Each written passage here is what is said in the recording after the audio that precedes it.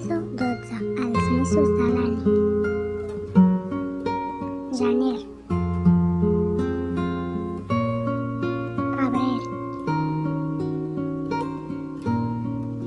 març,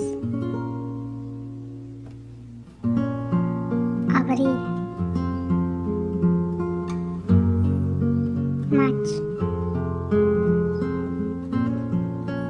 juny, juliol, agost, setembre,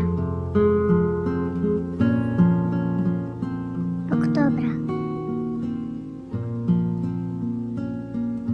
novembre,